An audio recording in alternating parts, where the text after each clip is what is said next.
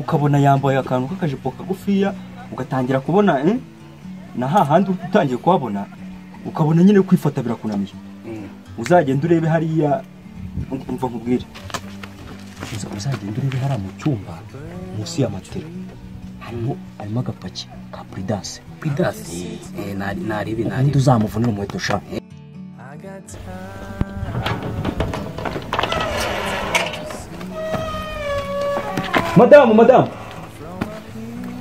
Madamu wabangutsoka ko ntumva ukoma uri mubiki. Banguka yewe dore turimo turakerererwa. Haryo ubundi burana naramukoyera. Ndebutse cyane uko bamunkopye. Ubundi abaraye iwabo kabisa. Ariko se ko mbona utaza njye ningusanga ngo ndakuvunira umuheto banguka gira vuba tugende. Ako se ibiki ngo narashatse ubundi risanto njye ubundi mbagomba gukorera kugiye time kuri time ewa ibintu byose bikaba biri kuri gahunda ko umugore none hari marangikiraga.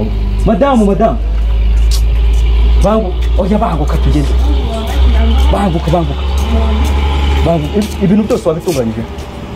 Hari agatelefone gato gafite mu mufuka. Kaye baze nako tugende. Fashe bag njye ukareba.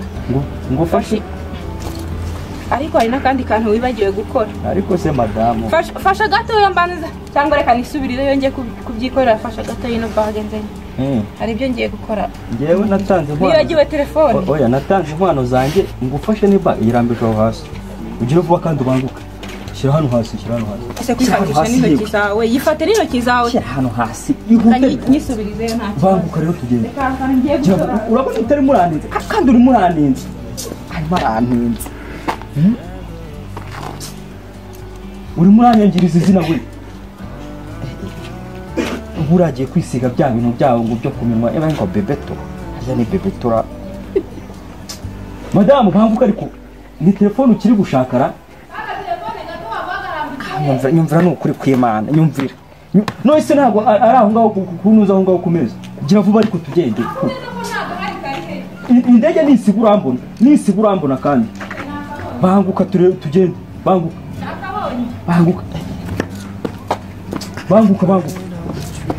Nizere ko ibintu byose bitungana. Uretse mbanze nkingi. Banguka ariko uzahari. Oya ntago tujyana gufata indege n'iki kintu gisige hari mu ndege wowe ikote wagiye ufasha gato. Mubona se mugore mwiza. Igawangana ko mbanze mu protocol. Ije nayo nabibonye buriya nahisemo neza. Hagarare neza weme. Gutya.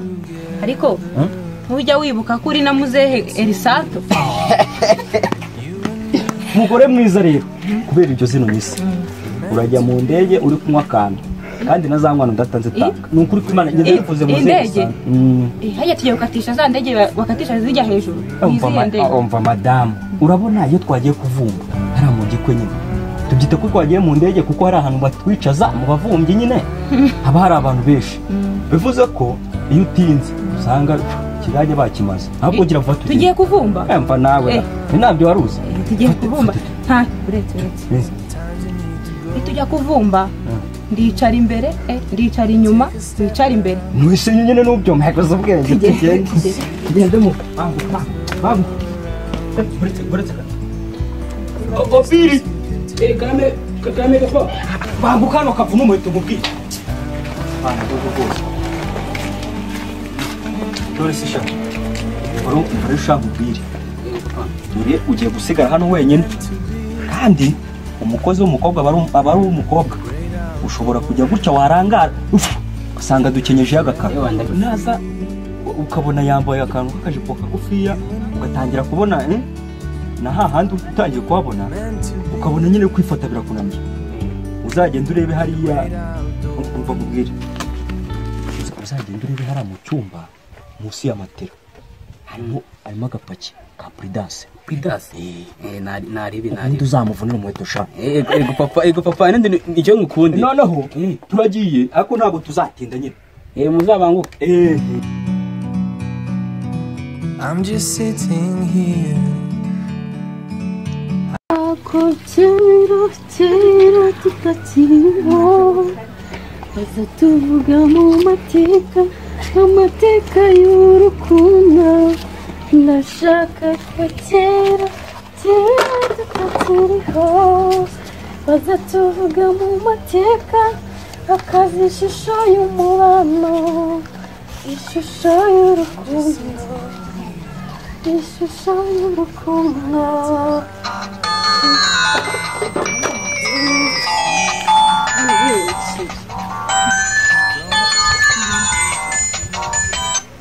Halo? Iyi shusho sha meze neza ukumva gukumbuye mana yanjye sha mva shiri njye uri mu rugo nta wundi muntu uhari baza kundeba sha mva banguka n'ukuri kw'Imana ejo bundi twabikoreye inyuma y'igiti ariko ubu noneho haraba ari mu nzu gusa biraba bimeze neza ngiye wumva harashya he byihorera ahubwo sha kabisa ni ukuri mwa sheri wumva ni ukuri ndagufata neza bihagije seriye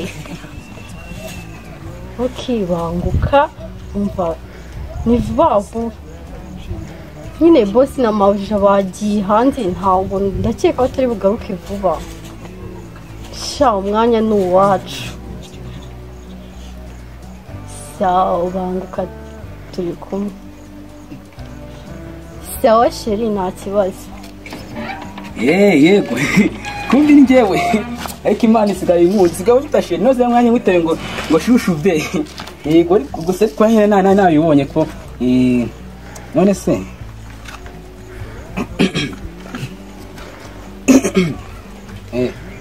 wari uri mu kazi? Wari uri mu kazi? Ndi koza ibyombo nyine. Nyine kutoza? Toza nyine? Toza nta kibazo. Ko nyine?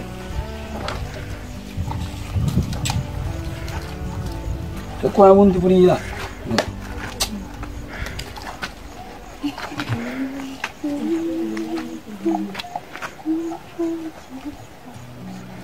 ariko siko ushaka kunyifatisha ariko yo duhabona amasano mwaririye ibiryo nyine yangunya uyikube neza amasano ndikuza ntugire ikibazo amasano ye uyoze neza ahubwo reka nkubwire ndashaka mukanya ndashaka kuntuzinze inzu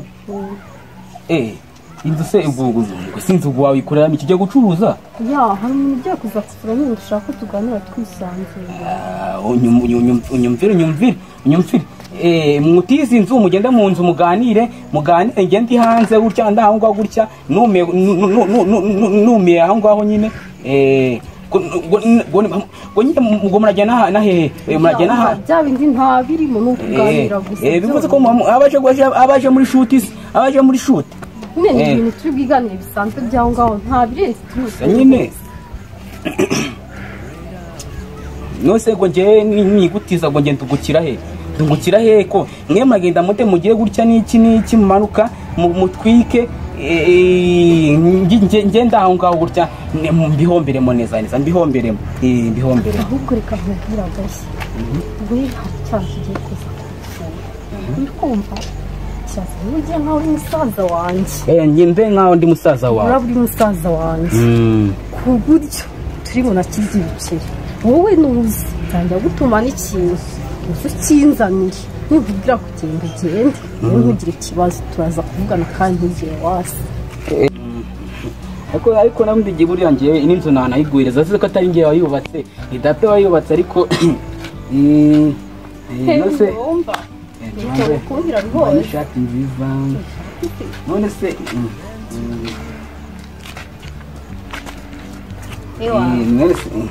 ahubwo se waretse nkareka gukina ndi musaza wawe noneho ubwo ukandikayikora nk'uko nyine nakuriya nkora nyine nje sanga mpamagara ngo sheri nyine kana byashushe wayinyemeye nta kibazo ngaha nari ngatugenda ngatugenda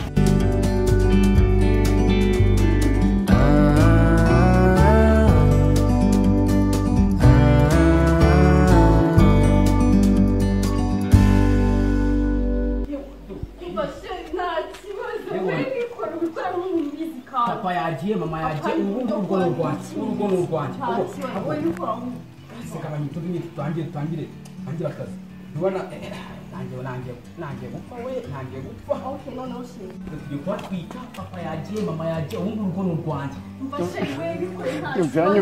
nyumvira uwo si koko bari kugira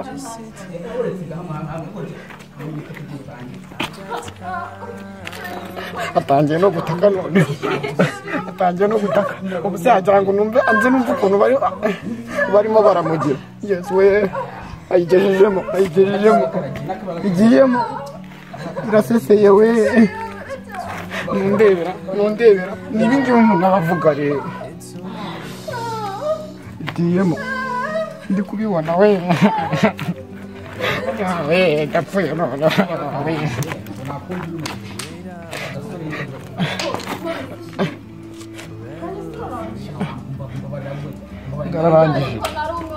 ngararangije ndarya ibyasigaye se jyewe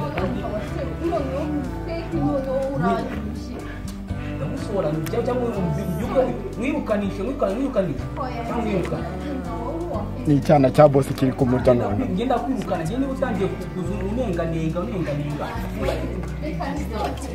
ndi itungo rya leta. To see the truth around you from a distance you can tell.